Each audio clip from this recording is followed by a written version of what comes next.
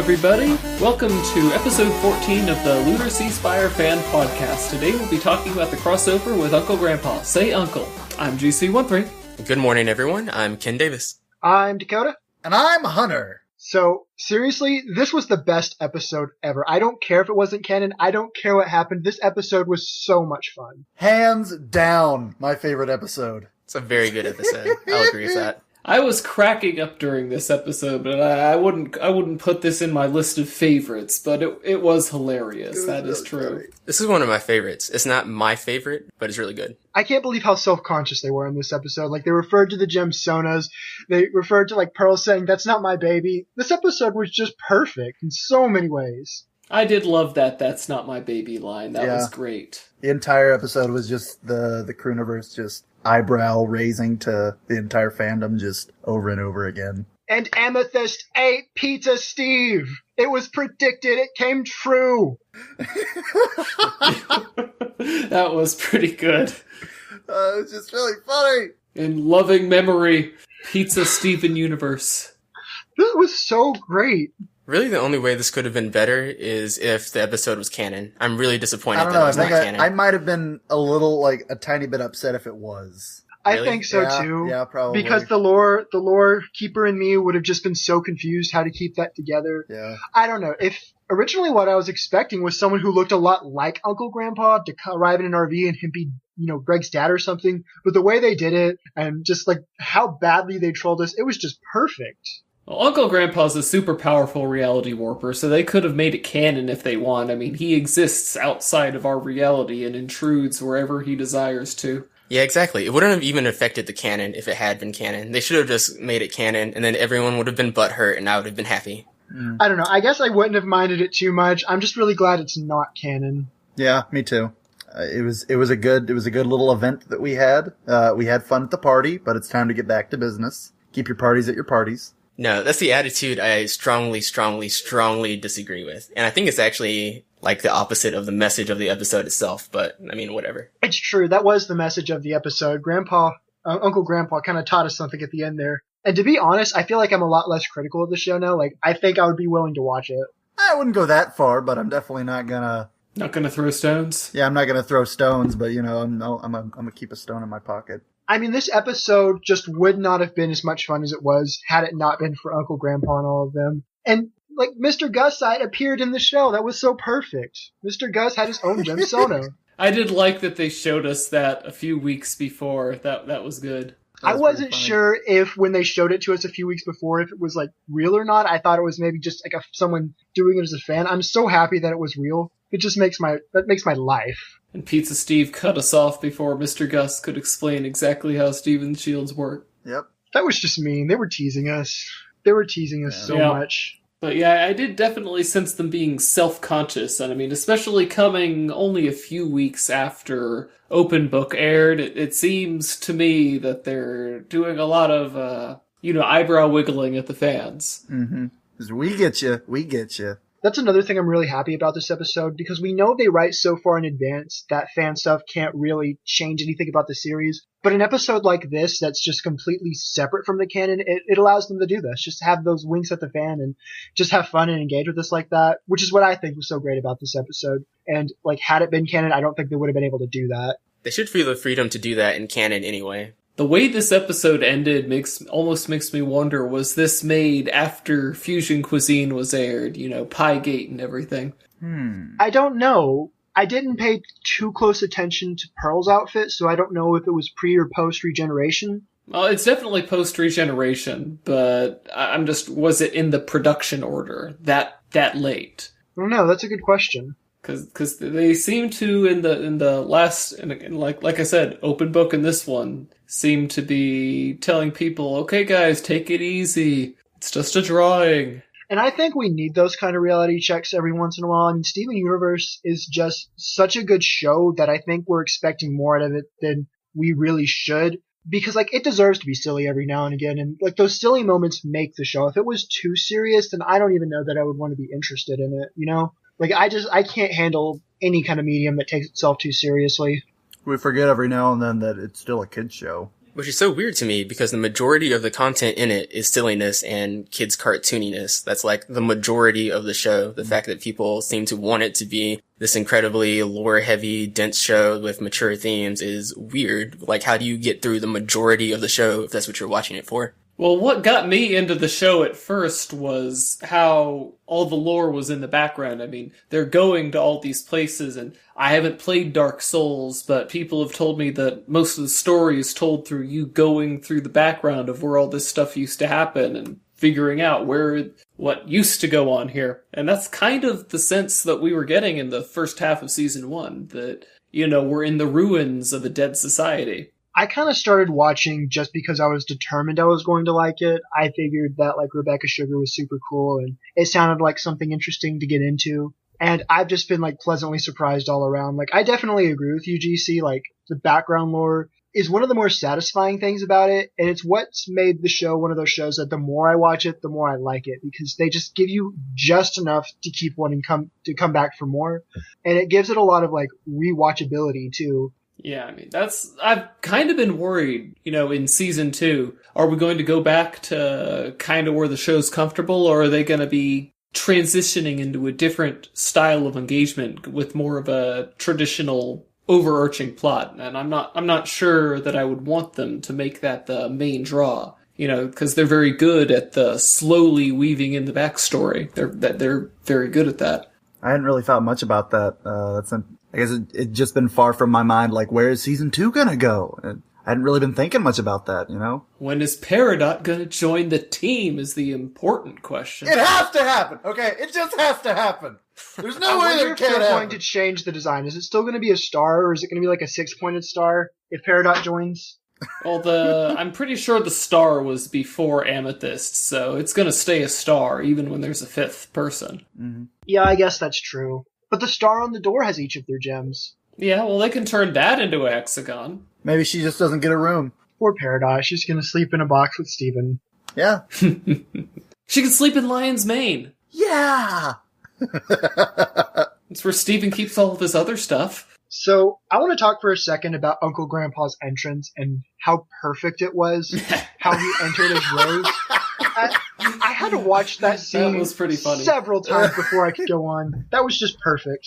Yeah, that was really good. Oh, I loved it. I love how it's oh no, it's not Rose, it's Uncle Grandpa, and that's what has Steven so excited. Yeah. Yeah. This isn't my mother! That was a very good subversion of the audience's expectations. You expect him to be weirded out that it's not his mother, but he's oh no, it's Uncle Grandpa, it is on now! I think they did a really good job blending the feels of these two shows too. It wasn't just they transplanted Uncle Grandpa into Beach City, and it wasn't they put Steven right wherever Uncle Grandpa was. They managed to balance the shows out pretty well. I don't know, a lot of people were, at least the people I'm around, they didn't like the episode, and the reason they gave was that none of the crystal gems felt like they normally did, which I understand completely. I think Amethyst did. Amethyst felt out of character. Pearl felt like a caricature of definitely herself. out of character. Yeah. Mm-hmm. I agree with you with Pearl and Garnet, but Pearl was in character. She was just an exaggeration of her character. Yeah. But Amethyst was perfectly in character. Mm-hmm. because that's exactly how I think Amethyst would act. She would just roll with it. She would just be whatever, yeah, that's cool. Especially with the 3-way sub bit. That was perfect. Oh Yeah, god, that was rad. Yeah, that made me think back to Steven and the Stevens. I'm down for whatever. But even though I agree with you about Pearl and Garnet being completely out of character, that's exactly what I loved so much about this episode. Because they were so self-conscious about Pearl being this freaky, freak out about everything, and Garnet being, we have to protect, we have to do this. That just made it perfect for me. I liked it. Again, I'm going to say it again, though. That's not my baby. That's not my baby!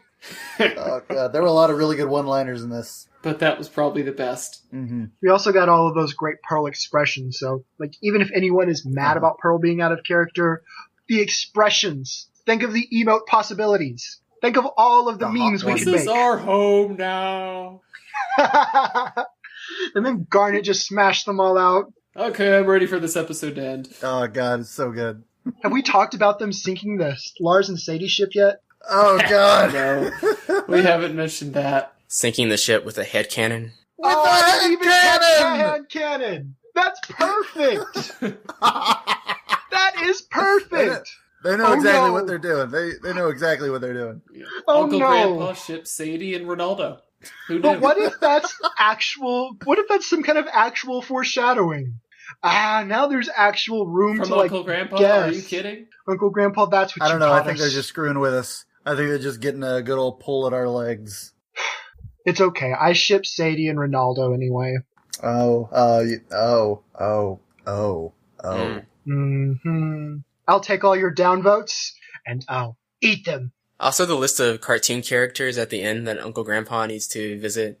Oh, that was fun. Okay. That surprised Clarence me. is on the hit list. That surprised me, but nothing surprised me more than seeing that long list and then seeing the SWAT cats in it. Yeah. Oh, Can you yes. imagine Uncle Grandpa and the SWAT cats? Like, the others seem and that's feasible. the best part. The others seem feasible, but the friggin' SWAT cats. I can imagine Uncle Grandpa annoying the SWAT cats, and that's the best part of that. I just remembered that episode of Ed, Ed, and Eddie where everything goes crazy and Ed eats the moon and then they all fall through these infinite portholes. That's the episode Uncle Grandpa was in. Yeah, they like take apart Jimmy's outline and he just melts away. That was the episode Uncle Grandpa was in. Seriously though, this was such a good episode. Like, I am totally open to watching Uncle Grandpa now. I don't think I would even begin to follow it with the same gusto I have Steven Universe. But I feel so much better about it, and I feel really bad about any flack I've ever given the show. Well, this episode was a lot funnier than the typical Uncle Grandpa episode. So, But are the typical Uncle Grandpa episodes usually this, like, good-natured? Because I really liked this kind of good-natured, silly humor. Uncle Grandpa is a very good-natured show. I definitely say that. Uncle Grandpa is basically Mary Poppins. He comes into the lives of kids who allegedly need some form of help, and he helps them out. So it's a very good-natured show. If anyone's going to be the butt of a joke, it's usually Pizza Steve, and, you feel he deserves it. But even Pizza Steve usually gets treated pretty well. Yeah, he's like the cool Squidward. After this, I don't think that I'm more inclined to watch Uncle Grandpa, but I think I am more inclined to want something. Do you guys remember that stream of episodes? It was in like Ed, Ed and Eddie, Kids Next Door, Billy and Mandy, where it was the aliens. I do remember. I want that, but with Uncle Grandpa in like the today's cartoons. That's what I want. Well, I think they kind of hinted he might get into Clarence. I'd love it if it did. I'd love it because I want more of that. Wasn't there a commercial I really liked it immediately afterwards about how like there's a special episode of Clarence coming on soon? No, they're going to be doing a new episode of Clarence every day next week, just like they did with Steven Bomb. I guess to celebrate it coming off of hiatus. Right. Does anyone know if these are the new episodes with the new, they got rid of the creator for some reason? What? Because he was sexually harassing people. Really? Are you serious? Yeah, I have no idea. It was a little bit more complicated than that. He was having legitimate mental issues, and it's a really dramatic thing. You can read into it if you want, but it was something approximately because he was sexually harassing people. Wow. All I know is they took him off the team and he was the voice of Clarence. So I'm wondering, are these new episodes from after that switch, or do they still have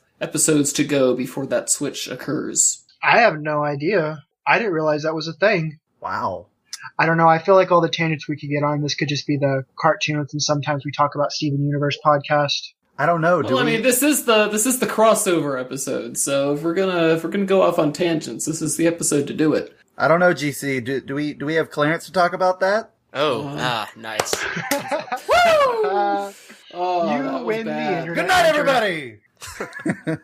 That was awful. But yeah, I would love like the before times, a intermixed connection between all of the cartoons. That'd be rad. Yeah, it'd be cool. Yeah, they did like a ton of crossovers back in the diggity day, and just it's just unheard of now.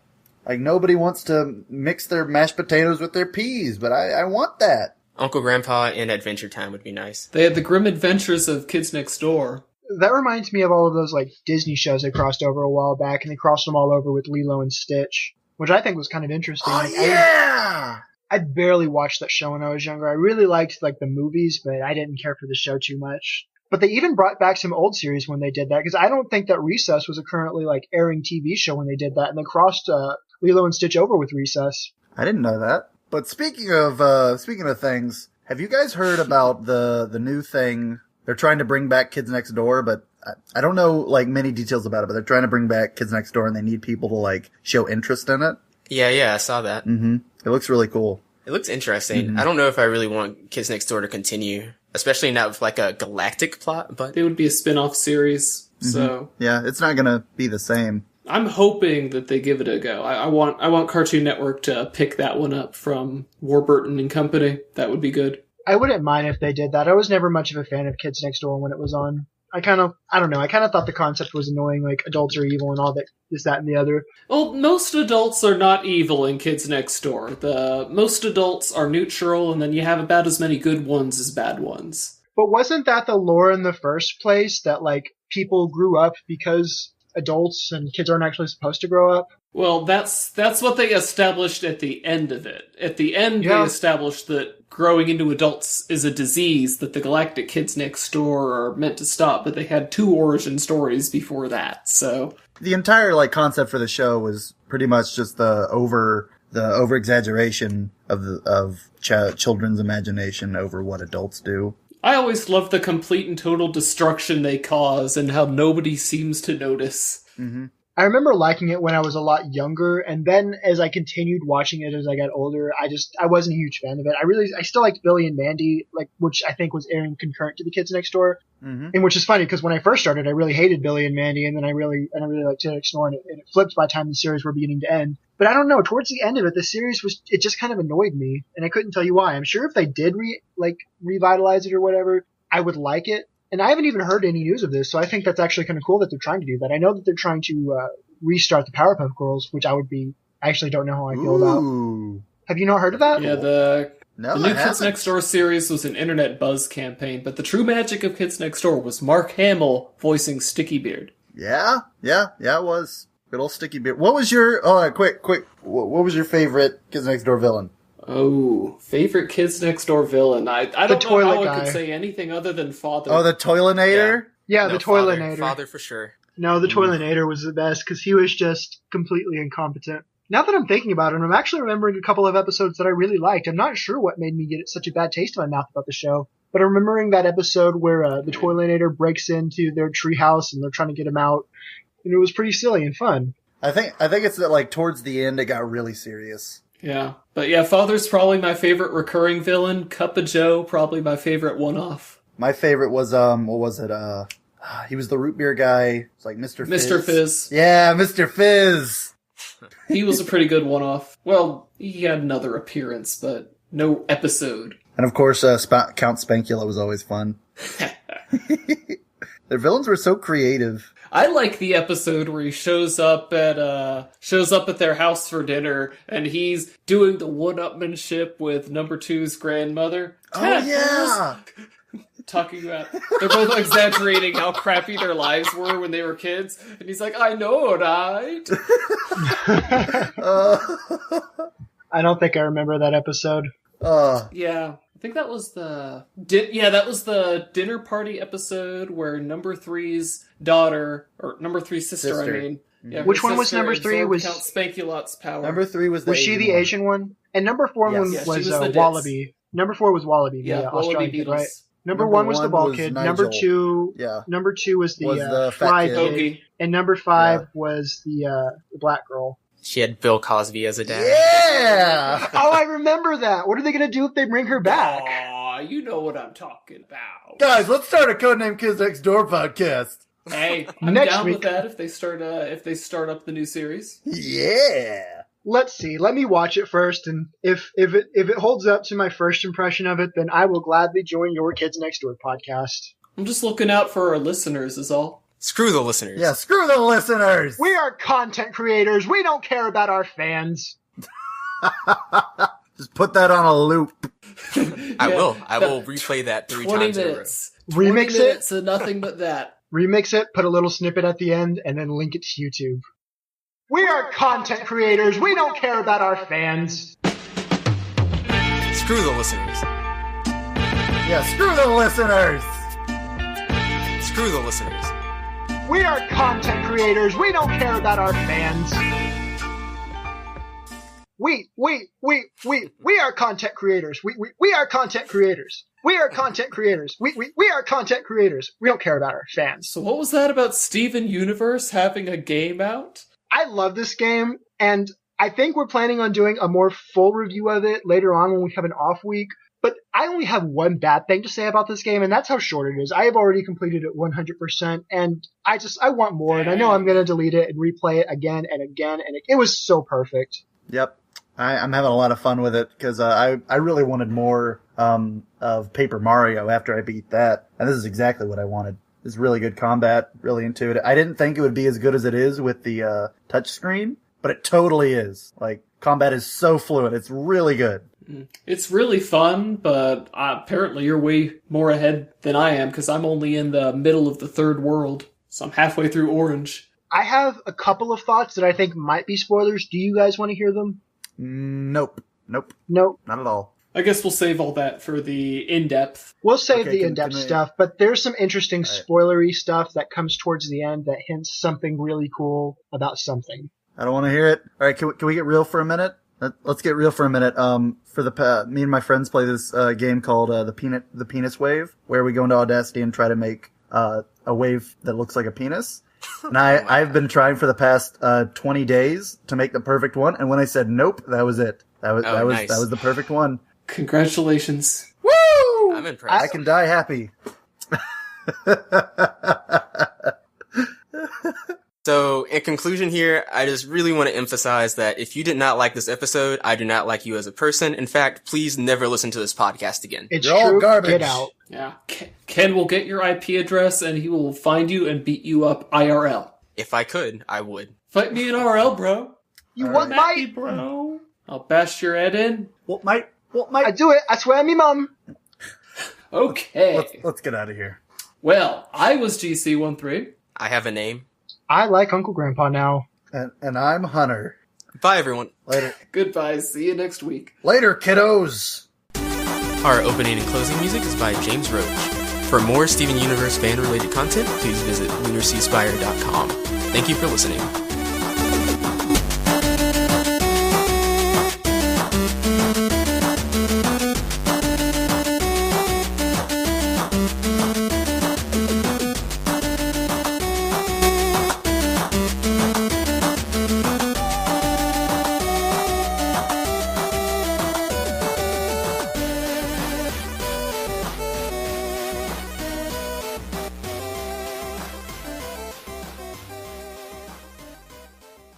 That remix music was a song called Introducing by The Passion Hi-Fi. You can check them out on SoundCloud. Lunar Sea Spire spits hot fire, got a girl or sugar straight building empires. So everyone in podcast land, just throw up your hands, we don't care about the fans.